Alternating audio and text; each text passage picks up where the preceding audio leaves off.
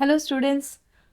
Uh, in order to have a firm grip on the concepts of genetics, you need to have a basic understanding of certain terms like DNA, chromatin, chromosome, gene, and allele. These terms are like often very confusing. So, in today's lecture, we will dive into the foundations of genetics by understanding these, right? तो सबसे पहले हम बात करते हैं that is DNA की. सो full form of DNA you must know: deoxyribonucleic acid. अभी इसको मैं टेक्निकली एक्सप्लेन नहीं करूँगी. अगर एक सीधी सादी भाषा में अगर मैं आपको बताऊं कि डीएनए क्या है, तो ये बेसिकली एक भंडार है, एक स्टोर हाउस है. किसका? इंफॉर्मेशन का. So it is a store house of genetic information. ठीक है. सो डीएनए क्या है? It is the store house of genetic information. अब यहां मैं कौन सी इंफॉर्मेशन की बात कर रही हूं? इंफॉर्मेशन जैसे कि जो हमारे ट्रेट्स बनाने वाली इंफॉर्मेशन होती है, जैसे कि हमारा हेयर कलर, हमारा स्किन कलर, हमारी आईज का कलर. ये जितने हमारे ट्रेट्स होते हैं, ये इन ट्रेट्स को बनाने वाले जो प्रोटीन्स होते हैं वो डीएनए ही बनवाता है. उनकी वो प्रोटीन बनाने वाली जो जानकारी होती है, जो इंफॉर्मेशन होती है, वो डीएनए के पास ही होती है in the form of certain sequences, right? So basically DNA has sequences that forms the proteins which are responsible for traits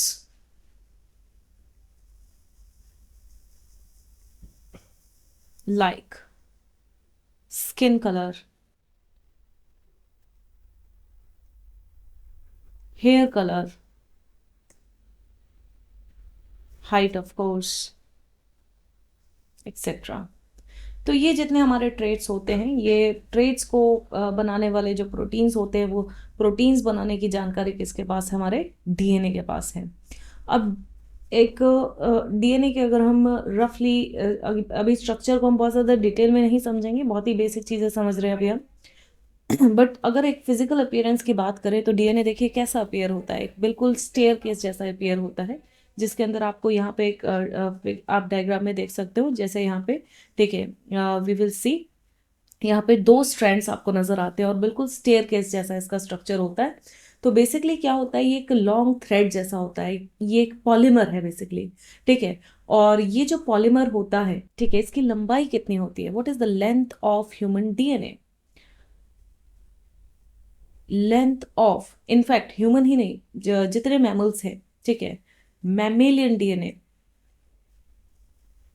is approximately 2.2 meters. ठीक है. Shocking isn't it? कहाँ होता है हमारा डीएनए? सेल में होता है. सेल के अंदर कहाँ होता है? न्यूक्लियस के अंदर होता है. और न्यूक्लियस की जो डायमेंशंस होती है वो 10⁻⁻⁶ मीटर्स की रेंज में होती है. और हमारे जो डीएनए की लेंथ है अप्रॉक्सीमेटली कितनी है? 2.2 मीटर्स. अब आप इस चीज़ को सोचिए कि इतना लंबा polymer, such a long polymer is fitted inside a very very small size nucleus. So that's what make biology very interesting, right? So nucleus की dimensions कितनी हैं? Nucleus dimensions are approximately that is 10⁻⁻⁶ इतनी range में है. अब इतना लंबा polymer इस small, very very small size nucleus में फिट कैसे होता है? Now we are going to understand that, right?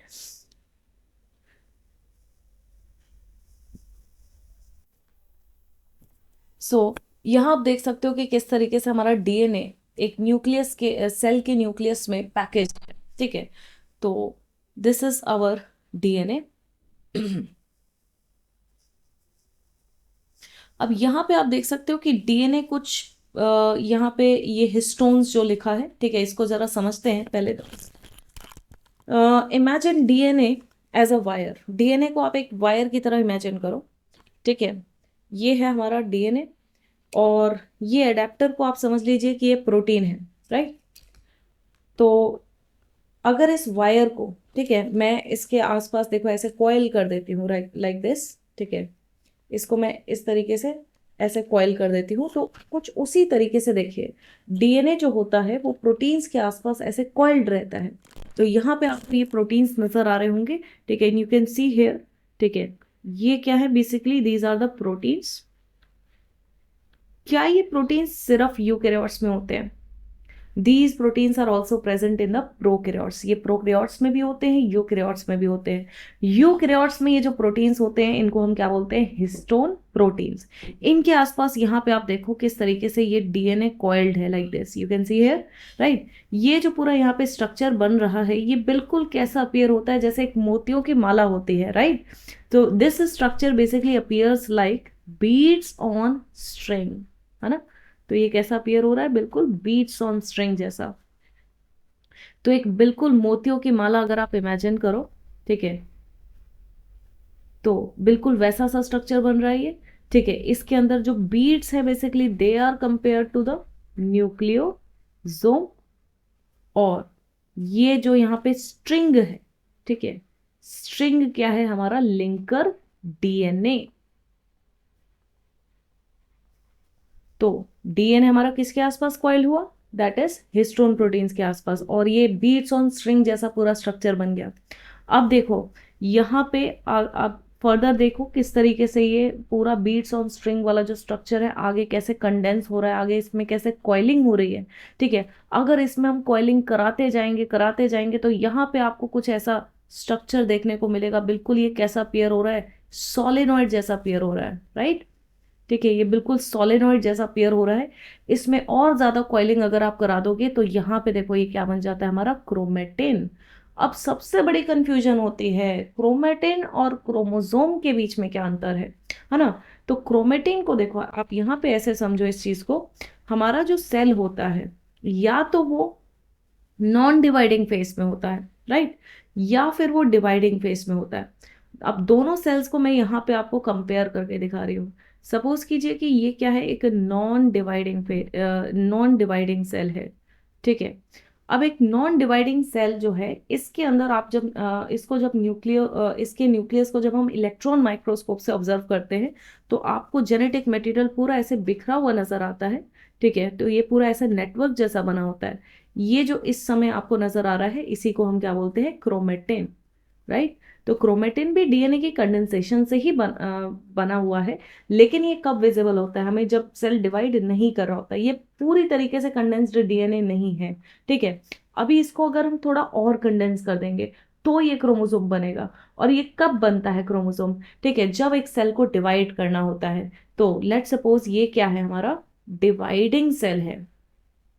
अब आपको पता है कि जब एक सेल को डिवाइड करना होता है दो डॉटर सेल्स में तो सेल डिवीजन में सबसे इंपॉर्टेंट इवेंट क्या होता है, न्यूक्लियस का डिवीजन। तो न्यूक्लियस में आपका जेनेटिक मटेरियल का डिवीजन जो है into the daughter cells is a most important event. उसके लिए जरूरी है, अगर हमें डिवीजन कराना है जेनेटिक मटेरियल का तो पहले जेनेटिक मटेरियल को हमें कंडेंस कराना जरूरी है। तो ये जो पूरा क्रोमेटिन है, ठीक है, इसको जब हम और ज्यादा देखो कंडेंस करा देते हैं तो आपको ये जो स्ट्रक्चर बनता हुआ नजर आता है इसको हम क्या बोलते हैं, क्रोमोसोम, ठीक है। तो ये आपको डिवाइडिंग सेल के अंदर नजर आएगा, ठीक है। जब हमने क्रोमेटिन को और कंडेंस कर दिया तो आपको एक डिवाइडिंग सेल के अंदर ये क्या नजर आते हैं, क्रोमोसोम्स, ठीक है। और ये जो क्रोमोसोम्स होते हैं ये आपको बेस्ट कौन से फेज में नजर आते हैं, मेटाफेज। अच्छा, क्रोमोसोम का लिटरल मीनिंग क्या होता है ये मुझे आप कमेंट सेक्शन में बताएंगे। आई होप अभी आपको डीएनए में क्रोमेटिन में और क्रोमोसोम में डिफरेंसेस क्लियर होंगे, ठीक है। अब हम आते हैं नेक्स्ट टॉपिक पे, that is the difference between gene and allele. तो सबसे पहले तो हम जीन को समझते हैं, व्हाट इज दिस जीन, ठीक है। अब लेक्चर के स्टार्टिंग में डीएनए के बारे में हमने कुछ चीजें डिस्कस की है, राइट, ठीक है। डीएनए के बारे में हमने क्या डिस्कस किया कि डीएनए के पास क्या है, इंफॉर्मेशन है, ठीक है। तो ये है हमारा डीएनए, इसके पास इंफॉर्मेशन है, इस इंफॉर्मेशन के जरिए क्या बनते हैं भाई, प्रोटीन्स बनते हैं। और यही प्रोटीन्स हमारे, ठीक है, अलग अलग ट्रेट्स के लिए क्या है, रिस्पॉन्सिबल है। जैसे कि हमारा जो कलर्स होते हैं, हेयर कलर होते हैं या स्किन कलर, आई कलर, ये सभी चीजें, राइट। अब क्या ये पूरा का पूरा डीएनए प्रोटीन में कन्वर्ट होके हमारे ट्रेट्स बनाता है? नहीं। डीएनए का वो पार्ट, ठीक है, डीएनए का, ध्यान से समझिए इस चीज को, ठीक है। डीएनए का वो पार्ट, मान लो ये एक पार्ट ले लिया हमने डीएनए का, डीएनए का वो पार्ट जो ये प्रोटीन्स के लिए कोड कर रहा है, उस पार्ट को बेटा हम क्या बोलते हैं, उसको हम क्या बोलते हैं, जीन, ठीक है। तो अगर जीन को अब हम बहुत ही एक सिंपल लैंग्वेज में समझें तो जीन क्या है, gene is the coding part of DNA, right, ठीक है। Gene is the coding part of DNA. So coding sequence और segment of DNA that codes for proteins.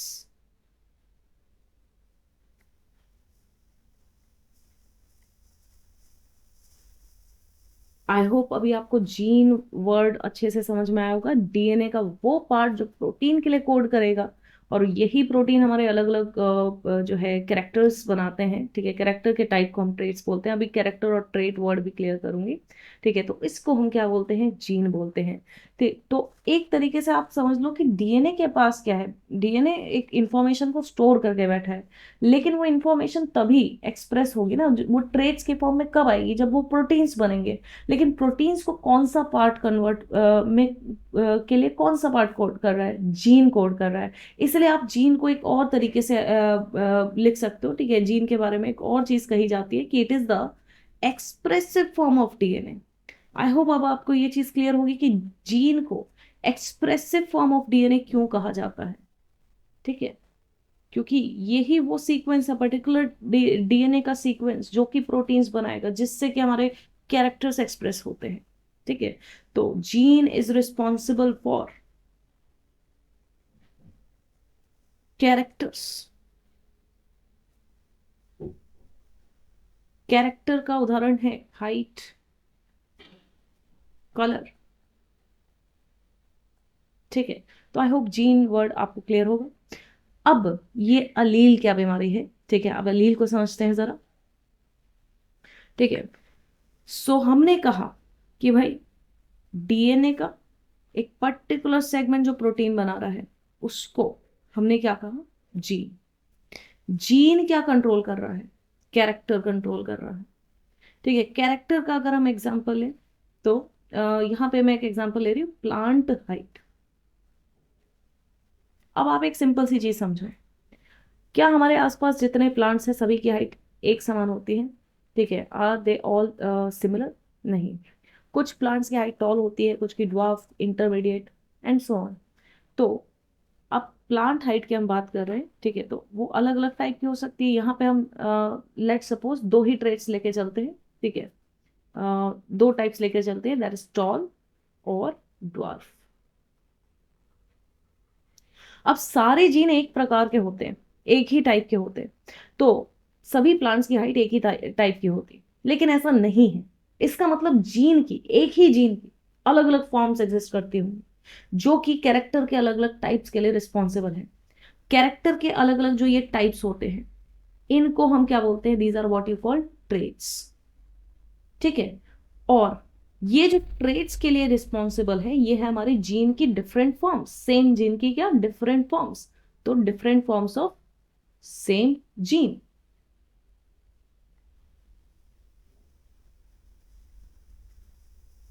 तो इसी different forms of same gene को ही बेटा हम क्या बोलते हैं, अलील। और जिस प्रकार आपकी जीन कैरेक्टर को कंट्रोल कर रही है, उसी तरीके से different forms of same gene आपके ट्रेट्स बना रही है, यानी ultimately alleles are controlling the traits, right, ठीक है। सो आई होप यहाँ ये चीज़ आपको क्लियर होगी। अब एक एग्जाम्पल लेते हैं इसका और एक और अच्छे से इसको समझते हैं। ठीक है, यहाँ पे आप देख सकते हो this is the homologous chromosome. Homologous chromosome क्या होते हैं? आपके हर सेल में, ठीक है, हर सेल में कितने क्रोमोसोम है? 46 क्रोमोसोम। अब ये जो 46 क्रोमोसोम होते हैं ये पेयर्स में मौजूद होते हैं, राइट? 23 के पेयर्स बनते हैं। सेल डिवीजन के दौरान आपने पढ़ा है सिनाप्सिस होती है, पेयर्स बनते हैं क्रोमोसोम्स के। तो पेयर्स जो होते हैं क्रोमोसोम के उसमें, ठीक है, एक होता है आपका, ठीक है, पैटर्नल क्रोमोसोम जो हम अपने पिताश्री से रिसीव करते हैं, और एक होता है मैटरनल क्रोमोसोम जो हम अपनी माताश्री से रिसीव करते हैं, राइट? तो ये जो पेयर बनता है हमारा, इसको क्या बोलते हैं हम? Homologous chromosome.